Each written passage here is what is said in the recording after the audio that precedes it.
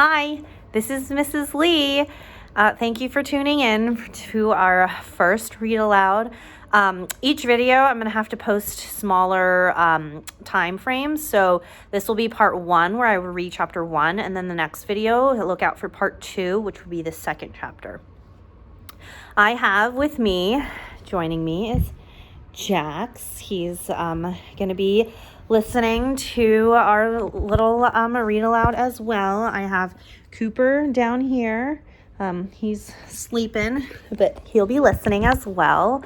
I have decided to read another Roald Dahl book since we just finished the BFG, and he's one of my favorite authors, so we're going to continue on that. We'll be reading Charlie and the Chocolate Factory.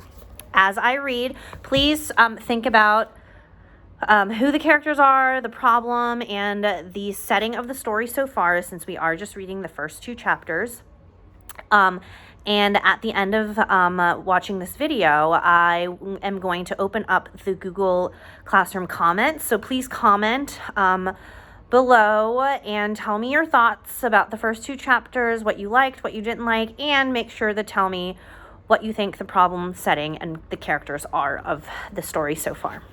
Here we go. Here's chapter 1. Here comes Charlie. These 2 very old people are the father and mother of Mr. Bucket. Their names are Grandpa Joe and Grandma Josephine.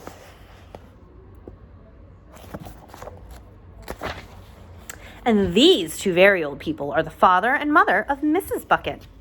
And their names are Grandpa George and Grandma Georgina. This is Mr. Bucket. This is Mrs. Bucket. Mr. and Mrs. Bucket have a small boy whose name is Charlie Bucket.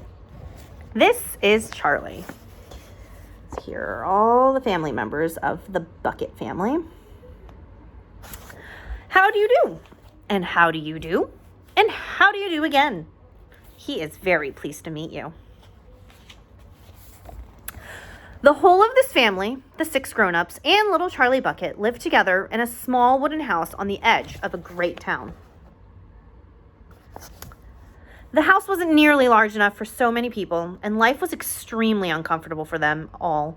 There were only 2 rooms in the place altogether. There was only 1 bed. The bed was given to the 4 old grandparents because they were so old and tired. They were so tired they never got out of it. Grandpa Joe and Grandma Josephine on this side, and Grandpa George and Grandma Georgina on the other side.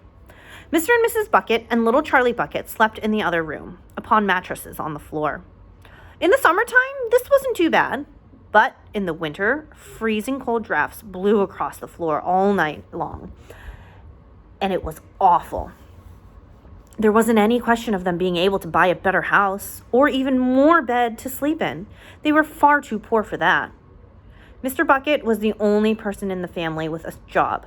He worked in a toothpaste factory where he sat all day long at a bench and screwed the little caps onto the tops of the tubes of toothpaste after the tubes had been filled.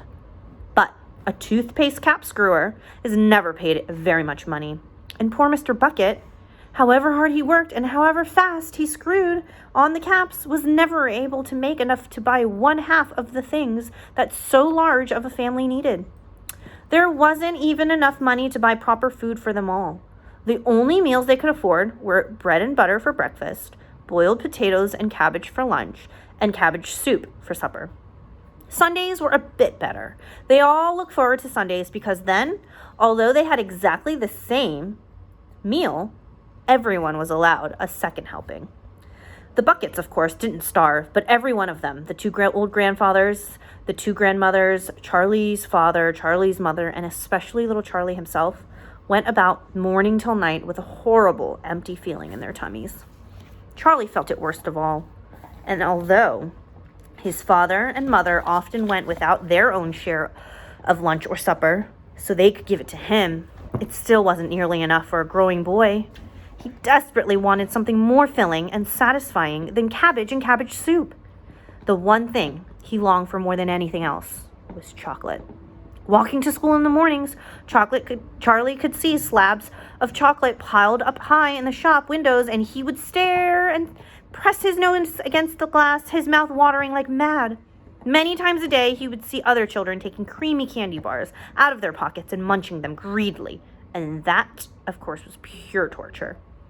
Only once a year, on his birthday, did Charlie Bucket ever get to taste a bit of chocolate. The whole family saved up their money for that special occasion, and when that great day arrived, Charlie was always presented with one small chocolate bar to eat all by himself.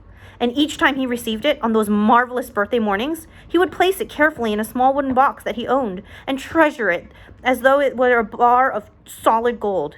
And for the next few days, he would allow himself only to look at it, never to touch it. Then, at last, when he could not stand it no longer, he would peel back a tiny bit of the paper wrapping at one corner to expose a tiny bit of chocolate, and then he would take a tiny nibble, just enough to allow the lovely sweet taste to spread out slowly over his tongue. The next day, he would take another tiny nibble, and so on and so on. And in this way, Charlie would make his 10-cent bar of birthday chocolate last him for 1 month. But I haven't told you about the one awful thing that tortured little Charlie, the lover of chocolate more than anything else. This thing for him was far, far worse than seeing slabs of chocolate in the shop windows or watching other children munching creamy candy bars right in front of him. It was the most terrible, torturing thing you could imagine. And this was it. In the town itself, actually within sight of the house in which Charlie lived, there was an enormous chocolate factory. Just imagine that. And it wasn't simply an ordinary enormous chocolate factory either. It was the largest and most famous in the whole world. It was Wonka's factory, owned by a man called Mr. Willy Wonka, the greatest inventor and maker of chocolates there has ever been. And what a tremendous, marvelous place it was. It had huge iron gates leading it in and a high wall surrounding it, and smoke belching from its chimney, and strange whizzing sounds coming from deep inside it. And outside the walls for half a mile around in every direction, the air was scented with the heavy, rich smell of melting chocolate. Twice a day, on his way to and from school, little Charlie Bucket had to walk right past the gates of the factory. And every time he went by, he would begin to walk very, very slowly and hold his nose up high in the air and take long, deep sniffs of the gorgeous chocolatey smell all around him. Oh, how he loved that smell, and how he wished he could go inside the factory and see what it was like. That was chapter 1. Stay tuned for chapter 2.